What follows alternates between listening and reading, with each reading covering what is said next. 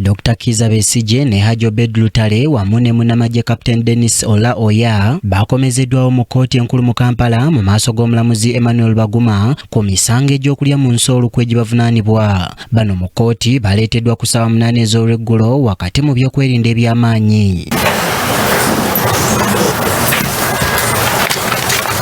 Kkooti ebadde ejjudde abawagizi n'abooluganda lw'abawawaabirwa wabula nga bo bannamateeka bawawaabirwa okuva mu kampuni 13 tewali n'omu alabiseeko era entebe zaabwe zisigadde nkalu.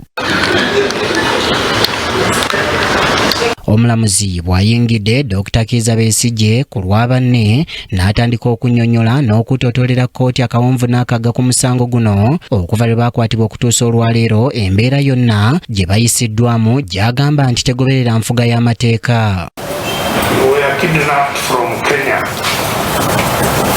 Nairobi, Kenya, the day we arrived there for a visit.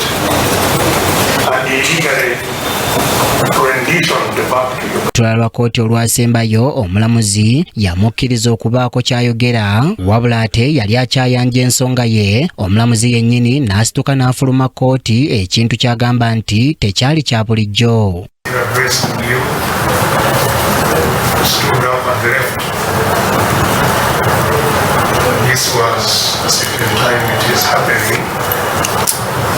Ono ayogedde ku ky'abannamateeka baabwe obutalabikako ng'agamba kiri ku mbeera gye bayisibwamu omuli okutulugunyizibwa n'okusibwa. Ono era annyonnyodde omulamuzi ku ngeri gye baakwatibwamu mu ggwanga erya Kenya n'embeera gye baayisibwamu n'okutwalibwa mu kkooti mu kusooka ne batasangayo bannamateeka baabwe be bamanyi.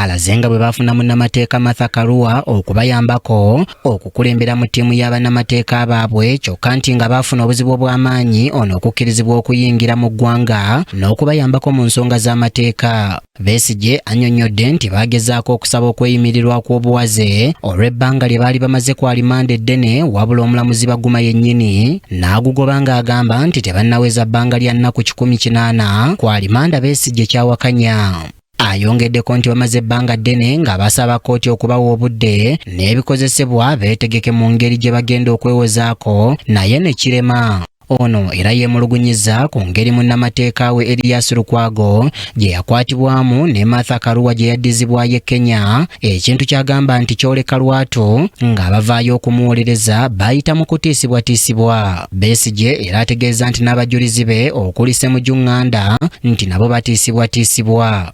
Ono ategeezezza nti yasinzidde ku nsonga zino n'agaana bannamateeka baabwe okujja mu kkooti olwaleero era ng'agamba nti okutuusa nga waliwo ebikyusiddwa mu kwemulugunya kwabwe basazeewo nabo okubeera mu kkomera ekiseera kyonna. Omulamuzi abuuziza Hajji Obed Lutale oba alina ky'ayogera n'ategeeza nga bw'atalina ky'ayongerako wadde ekyajjako. Oludda oluwaabi olubaddeko Richard Birivumbuka ne Timothy Jatiko nabo balina bye boogedde ku musango guno era ne bategeeza nga woofiisi yaabwe bw'etamanyi nti Lukwago yakwatibwa era nti ne Martha Karua yaddizibwayo e Kenya. Dismissal, my lord, is intended to curtail. Bano basabye kkooti okugoba omusango abawawaabirwa gwe baateekayo kubanga be baawawaabira nti tebakimanyangako nti baabawaabira nga kiba si kya bwenkanya kutandika kuboogerako ng'ate tebalina na bannamateeka kubawolereza. Oludda oluwaabi lwongeddeko nti baafuna ebbaluwa okuva mu kkomera e Luzira ng'eraga nga ab'amakomera bwe bakkiriza okuwa abawawaabirwa ebintu byonna bye beetaaga okuyita mu bujulizi bwabwe era nga babakkiriza n'okugenda e Luzira mu kkomera bakwatagana ne bannamateeka baabwe. Omuwawaabirwa owookusatu Captain Dennis Oya Ola naye alina bye yeemulugunyizzaako. Kkooti yakuwa ensala ku mutimbagano nga 8 omwezi guno ku kwemulugunya kw'abasibe. Anet Nakayibale yakusakidde eggulire lino ku lwa KTV Amalindire. Webale nnyo Anet Nakayibale.